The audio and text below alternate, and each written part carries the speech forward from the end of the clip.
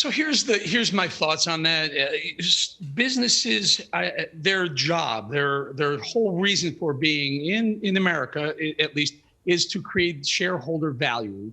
Shareholders buy into their businesses, and they have to increase. And the way you do that is by increasing sales. When the American politics has become so divided, there is no middle ground anymore in politics in America. It's far right and far left, and that's the undisputed truth. And there's very little in between. So when a business takes on something and everything has become political, wearing a mask has become political, a voting law in the state of Georgia has become political, and even have ramifications within Major League Baseball. But when you pick a side as a business, you're alienating the other side. Now, typically in America, and I believe you'll have a liberal Democrat come on, and I would be remiss to say that this is the way it goes.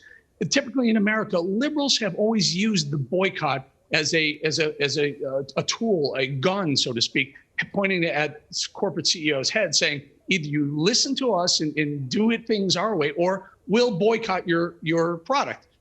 Conservatives in America have stepped away from that.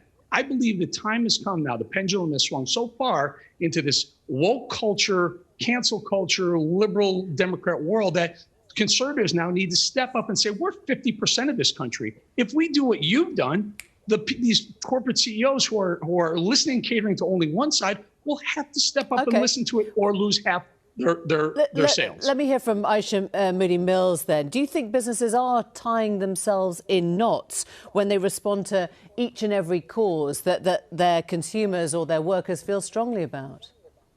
Well, first of all, let me just go back and address the rubbish that was just said. You know, this attack on liberals and boycotts as if, somehow, one, holding corporations accountable is a problem is just ridiculous. But listen, it's actually Donald Trump now who's the one that wants to claim, a boycott, and he's no longer going to drink Diet Coke, and he's going to tell his crazy conservative people to stop drinking Coke. So to put this on liberals is actually trying to change the narrative in the conversation.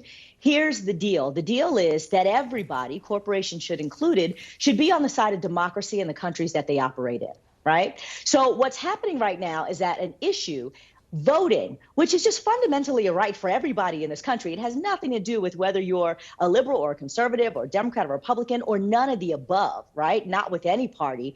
You should be able to go and vote. And you should have a fair opportunity and access to that ballot. It should not be made more complicated, difficult, or restrictive for you, no matter who you are, what walk of life you come from, how much money you have, what race you are, or what geographic region you live in, and certainly not what party you are. It should not be more difficult to vote. That is fundamental what we're talking about here. So what corporations are doing is they're saying, yeah, we don't want to get into the partisan muck, but at the end of the day, why is voting a partisan issue, right? Why can't everybody just access our democracy? And they are fundamentally taking a stand for fairness. Well, conservatives have a problem with that, though, because when the game is fair, they lose, which is why they're always trying to rig the game.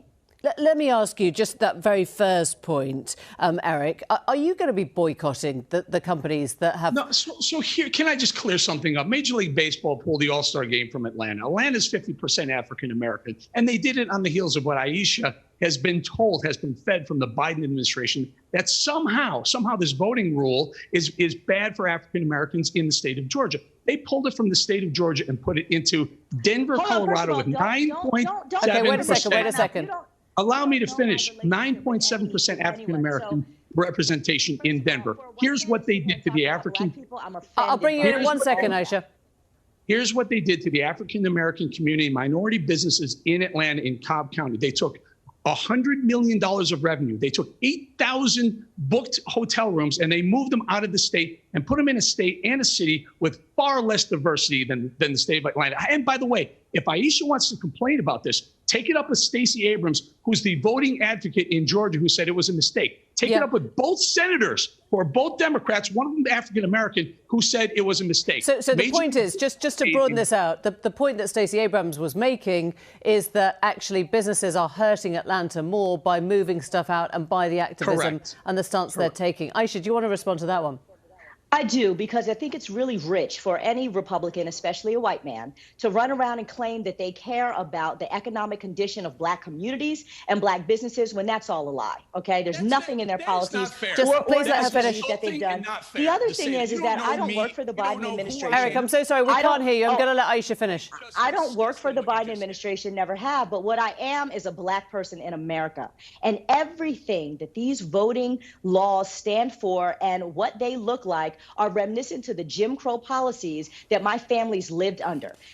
Every single thing about it. So this is all about racial discrimination. And how dare you try to act like you are somehow a proponent of Black people in businesses just to make a point and to try to create a wedge. It's ignorant and it's just disrespectful. That's disgusting. I'm done. Put me off. That's disgusting. I am nowhere anything you're painting me to be. And the problem with American politics is exactly that. Because I'm white, you think I'm racist. That's BS. I'm done. Will you just stay, Eric? Will you just stay for this question? So the question we've got, Aisha, is stay for one question, Eric. Let me put this to you because I don't know why I'm staying here. I don't know why. I need an apology. Let me put to you the question that Mitch McConnell was saying. For being offended. No. Aisha, okay. I think we've lost Eric.